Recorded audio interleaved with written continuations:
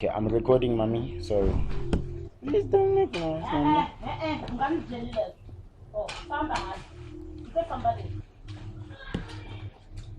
Mom, I'm asking, please don't make noise. I'm not talking about that, I'm talking about talking. Okay, so at this point, it's like almost how I start every drawing.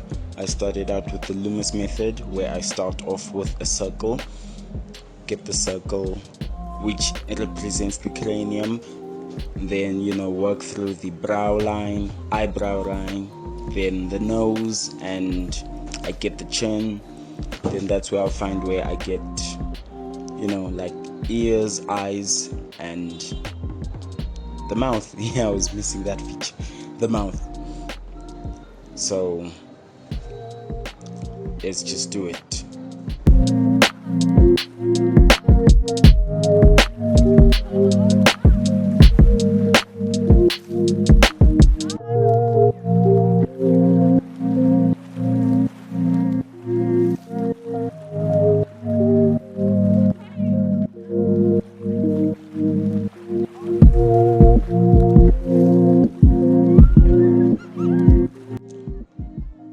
Now look at this.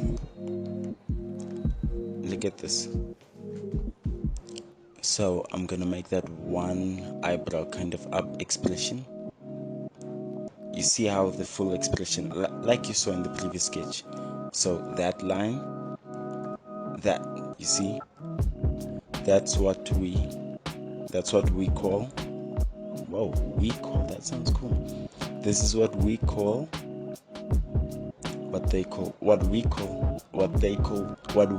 gesture. Simply a gesture line.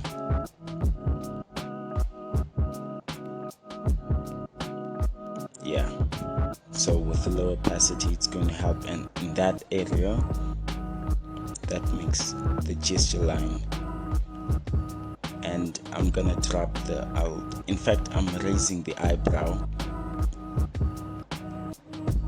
putting the eyebrow somewhere there, so it comes up in that area. And so I made this one straight. I'll set this one a bit straight as well, but it's gonna go up a bit.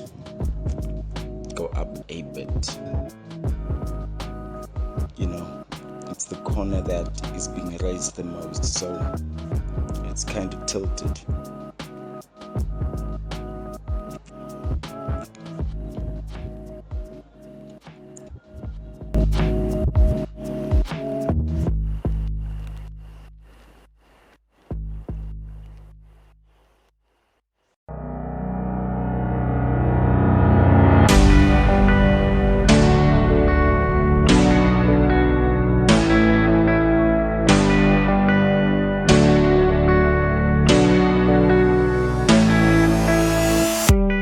So here I'm erasing the eyebrow, the nose line.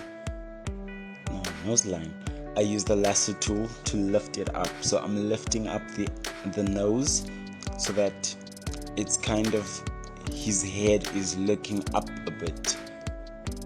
That's why you can see so much of the nostrils in this case. And I'll just fill that in.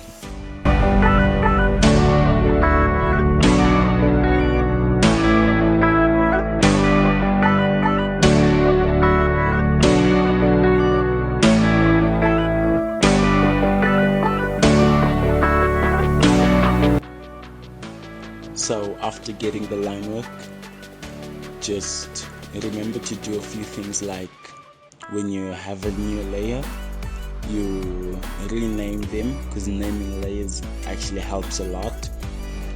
And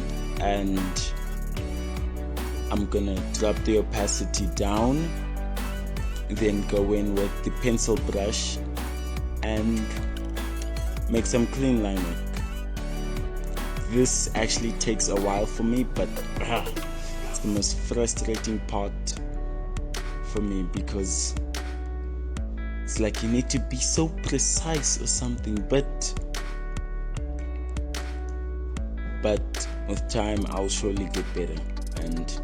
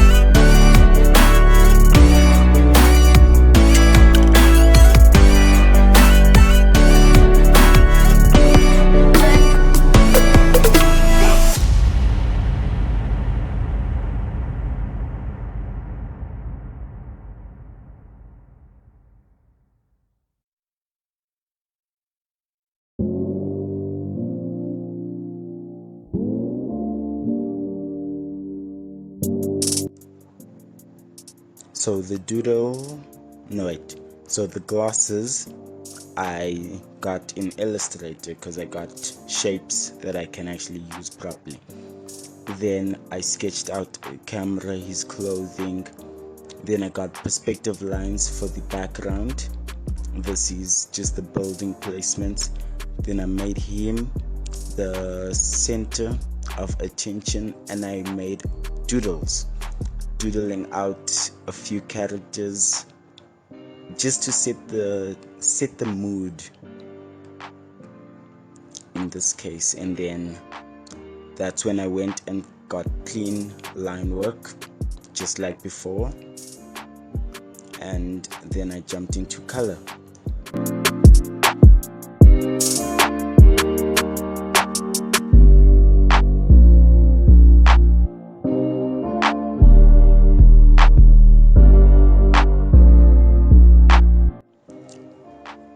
And yep, it crashed. Like, yeah, it really crashed. So what I did was just hope, and I'm like, I just opened Photoshop again and was hoping on recovery files if it were there. So yeah, make sure you save continuously. And I was like, yes.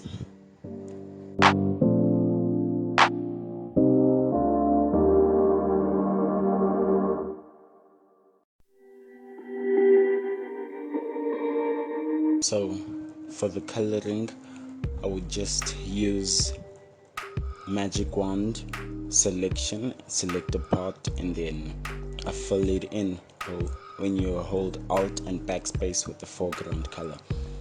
Then I use the soft brush on a layer on top, and I filled in with darker colors.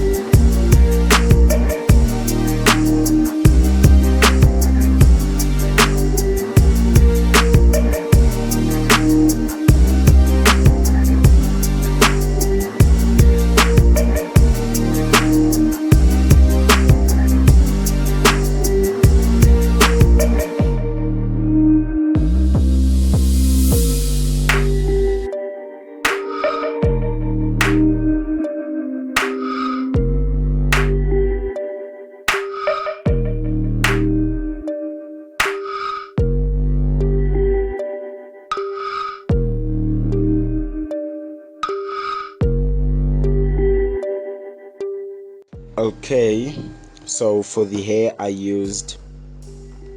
just used an airbrush, and I made very thin strands for, let's say, loose ends of the hair, and when I cleaned up afterwards I used the same brush yet slightly bigger to make it to make it look appealing.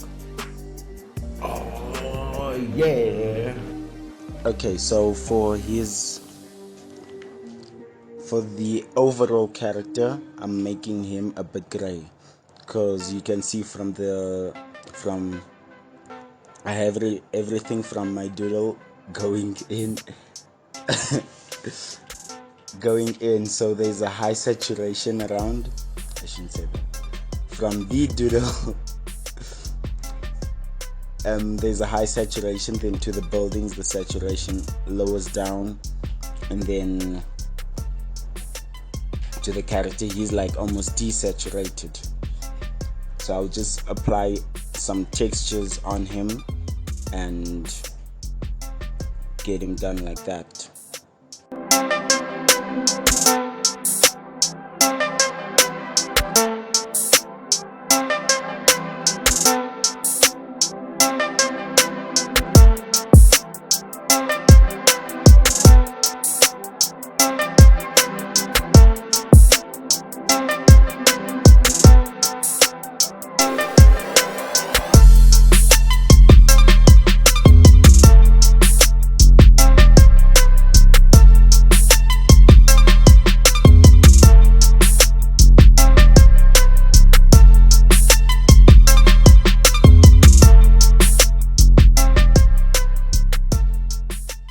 Well, looks like it is done. I finished with the character, the background, and my doodle is done.